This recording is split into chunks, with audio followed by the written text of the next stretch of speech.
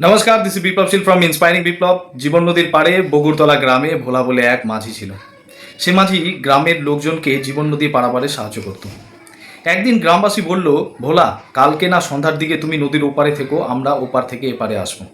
ভোলা বলল, ঠিক আছে, কোনো সমস্যা নেই। দিনটি শুরু হলো মেঘলা আকাশ দিয়ে। যত দিন বাড়তে লাগলো মেঘলা আকাশ তত ঘন হতে লাগলো। ঠিক বিকেলের টাইমে ভোলা ভাবলো, না এখন টাইম হয়েছে, পরে আরও হয়তো ঝড় বৃষ্টি হবে, আমি আস্তে আস্তে নদী পার হয়ে তাদেরকে নিয়ে আসতে হবে। এই ভাবতে ভাবতে ভোলা যখন নদীর পাড়ে পৌঁছলো তখন প্রচুর ঝোড়ো হাওয়া শুরু হয়ে গেল।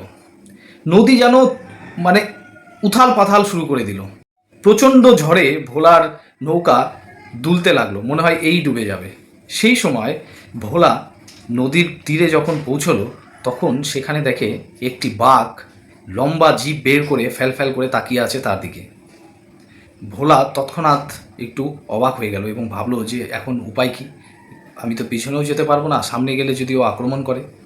ভোলা কী করলো, সে তার যে নৌকা সেই নৌকায় একটা বড় রশি ছিল, সে কী করলো, সেই রশিটি বের করে ঘোরাতে লাগলো, স্পিন করতে লাগলো। স্পিড করে ওই রশিটি কোথায় ফেলবে, বাঘের, যাতে বাঘটিকে সে ধরতে পারে। কিন্তু বাঘটিকে কি ধরবে, বাঘটি তার উপর ঝাঁপিয়ে পড়ল। ভোলা তো কোনো মতে তার যে পাঁজর, মানে তার যে পাঞ্চ, সেটাকে আটকে কোনো মতো করে সে নৌকা থেকে নেমে ওকে ছিটকে ফেলে দিল। কিছুক্ষণ পরে ভোলা ভাবলো, না এভাবে তো বাঘ আমাকে মেরে ফেলবে। সে কী করলো, ওয়েট করলো, ভোলা একটু অপেক্ষা করলো বাঘটি আসার। যখনই বাঘটি আসলো ভোলা কী করলো, ওর মুখে হাত ঢুকিয়ে ওর জিভটাকে টেনে ধরলো।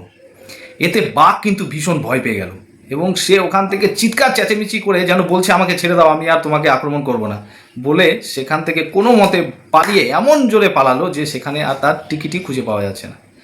ভোলা এতে একটু প্রাণ খুলে নিঃশ্বাস নিল, ভাবলো বাপরে, বাঁচা গেল আজকে। সেই মুহূর্তে তার যে গ্রামবাসী তারাও পৌঁছে গেল, দেখলো ভোলা আহত। তাই কোনো মতে ভোলা কী করলো, সেই নৌকায় চেপে ওই ঝড়ের মধ্যে এই গ্রামবাসীকে তার বগুড় গ্রামে পৌঁছে দিল।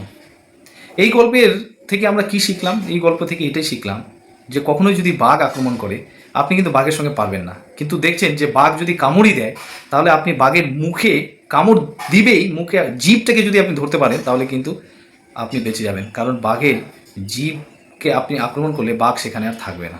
এবং যাকে কথা দিয়েছিল ভোলা তাদেরকে কিন্তু ছেড়ে দেয়নি সেই ঝড়ের মধ্যে, তাদেরকে আবার ফিরিয়ে নিয়ে এসছে। তাই বন্ধুরা, সতর্ক থাকবেন। বাই।